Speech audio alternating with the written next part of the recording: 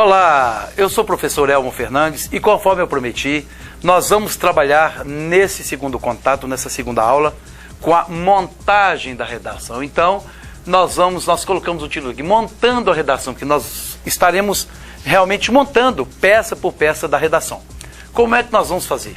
Primeiramente, nós temos que entender que toda redação tem que ter introdução, desenvolvimento, conclusão.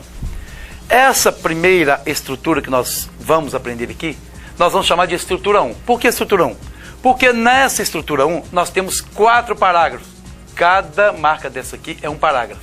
Então nós vamos ter aqui 4 parágrafos. O primeiro parágrafo, nós só apresentamos o assunto. Quando eu comecei essa aula de hoje, eu disse, olha, eu sou o professor Elmo Fernandes, eu me apresentei. Na redação também você tem que falar da sua tese, você tem que se apresentar primeiro, no primeiro parágrafo, e depois você desenvolver a redação, desenvolver o texto dissertativo. Bem, nesse texto dissertativo, eu vou deixar 2 parágrafos sempre para o desenvolvimento e um parágrafo para a conclusão. Então fica certinho. Um parágrafo para a introdução, 2 para o desenvolvimento e 1 para a conclusão. Suponhamos que seja explorado o seguinte tema em um concurso público: a questão das manifestações de protesto pelo Brasil. Veja o que acontece. Eu vou colocar um título, como nós vimos naquela aula, assim mesmo: as manifestações de protesto pelo Brasil. Esse é o título. No primeiro parágrafo, eu vou falar que o Brasil tem enfrentado nos últimos tempos uma onda de protestos, são manifestações em busca de uma moralização no país. Ponto. Eu já falei da introdução.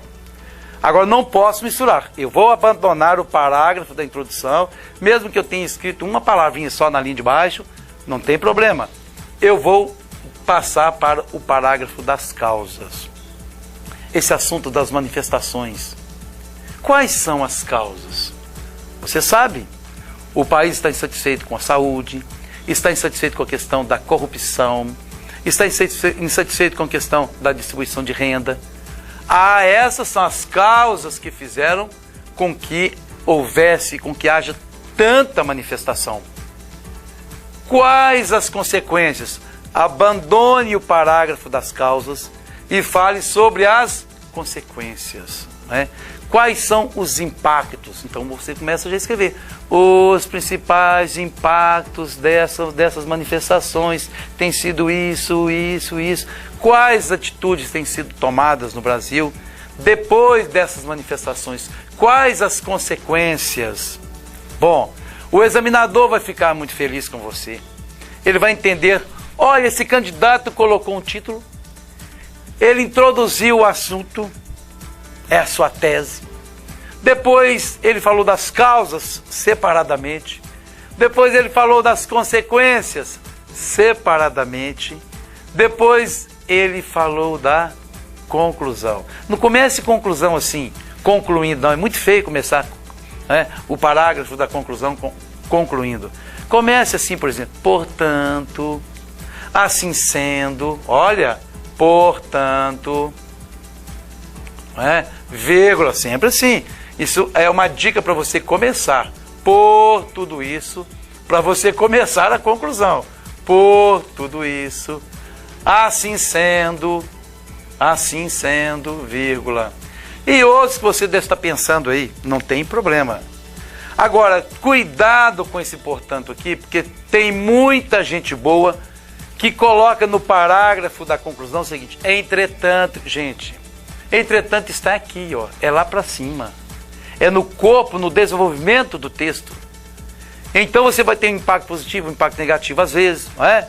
Agora, aqui não, aqui você está concluindo. Se você começar o parágrafo da conclusão falando sobre entretanto, é como se você estivesse voltando ao problema e você está concluindo a sua redação.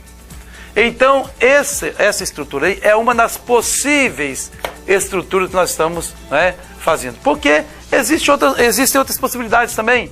Por exemplo, olha aqui. Você coloca o título, como eu disse. No primeiro parágrafo é a introdução. Você você vai levantar ali, você vai redigir a sua tese. No segundo parágrafo, você vai falar sobre os pontos positivos. Depois, a questão dos pontos negativos, né? Porque quase tudo na vida você tem que olhar o assunto sob o ponto de vista do confronto, né? Tem pontos positivos nisso, tem pontos negativos, né? com relação àquilo. Então, se você for escrever, por exemplo, quais são os pontos positivos do voto obrigatório, induzir que as pessoas cumpram o seu dever, realmente que as pessoas possam escolher os seus representantes. Tal. Tem os pontos negativos, não é? Se vivemos num país democrático, como é que o voto tem que ser obrigatório? Não é? Há pessoas que não querem votar, querem ter o direito de não votar e tal. Então você pode separar os assuntos através de pontos positivos, através de pontos negativos e depois um parágrafo somente para a conclusão. O examinador vai ver o seu texto e vai pensar o seguinte: que candidato organizado?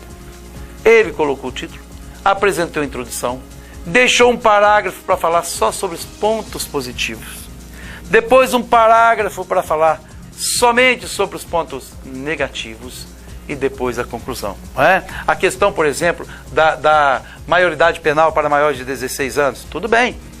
Introdução, não é? Nós temos assistido nos dias de hoje os menores abandonados cometendo crimes absurdos. Alguns aspectos devem ser analisados na abordagem dessa questão, tá bom? Quais são os pontos positivos? Ora, se o menor tem o direito de escolher seus representantes, tem também o dever de pagar pelos seus crimes, tá? São os pontos positivos com relação à maioridade penal para menores de 18 anos, não é? Pontos negativos: onde é que essas pessoas irão responder pelos seus crimes?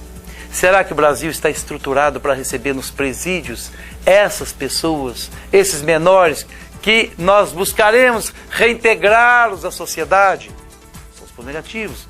Falta estrutura no país e assim por diante. Depois você conclui: esperamos que o assunto seja amplamente discutido.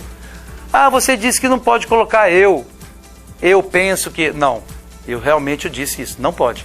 Agora, na primeira pessoa do plural pode. Esperamos que o governo e a sociedade possam refletir a respeito desse assunto e buscar uma forma de solucionar, já que isso tem feito com que o Brasil fique em uma situação de vergonha perante o cenário mundial, etc, etc, etc. Então, nós vamos fechar a redação exatamente na conclusão. Existe também uma outra forma de você trabalhar com essa estrutura que nós chamamos de estrutura 1. Título, sempre supondo que existe o título aqui. Depois, introdução. Vamos supor um tema como o papel da mulher na sociedade atual. Importantíssimo é o papel da mulher, não é? Tudo bem, então você coloca: a mulher tem desenvolvido um papel de fundamental importância na sociedade atual. Ótimo! O papel que a mulher exerce hoje é o mesmo de antigamente? Não. Então você vai falar no passado qual era o papel da mulher. Papel de procriadora. A mulher não participava das questões administrativas no lar. No presente, a mulher tem participado mais das questões administrativas no lar.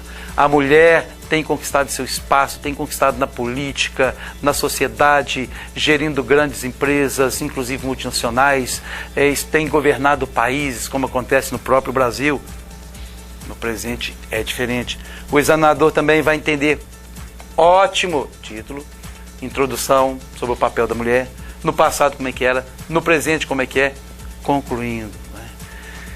Espera-se, ou, portanto, ou, por tudo isso, ou, tendo em vista os fatos analisados, aqui na conclusão, é visível que a mulher tem conquistado e haverá de conquistar cada vez mais seu espaço na sociedade, para que, junto com o homem, possa construir um mundo melhor de se viver.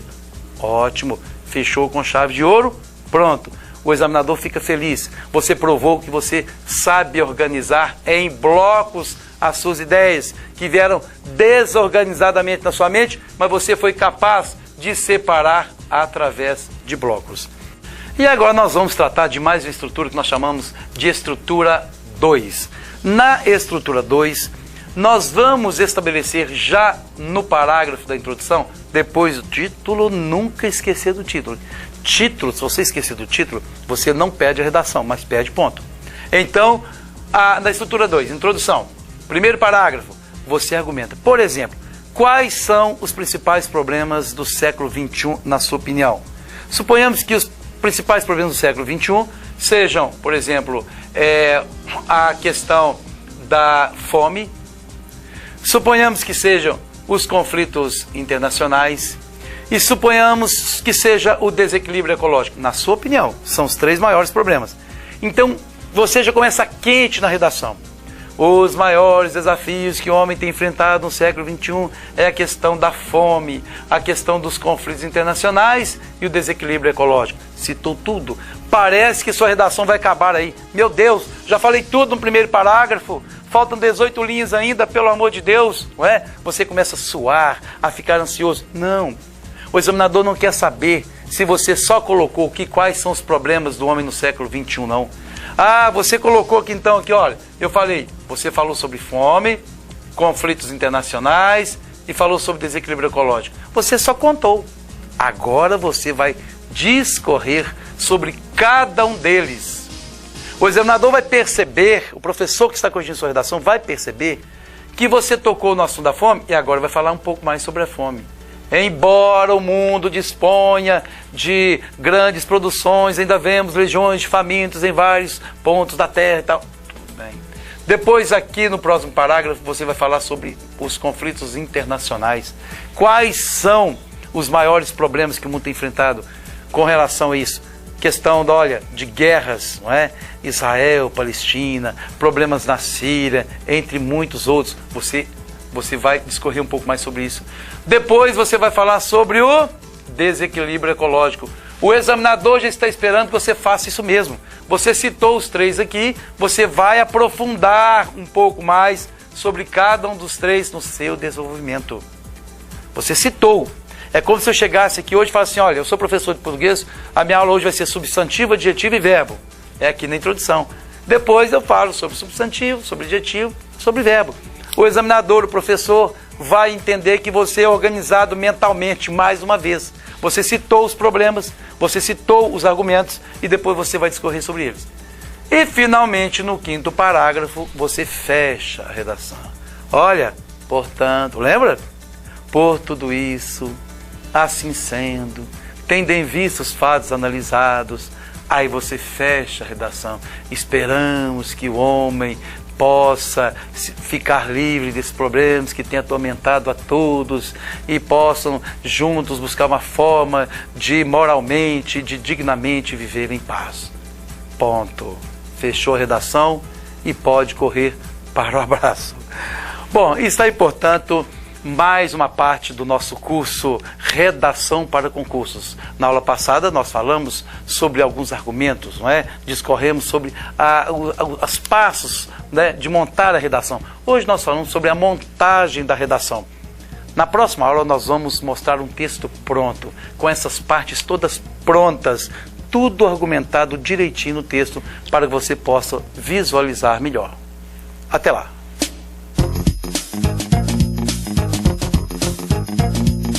O professor Elmo pode corrigir a sua redação e reenviar com as observações devidas.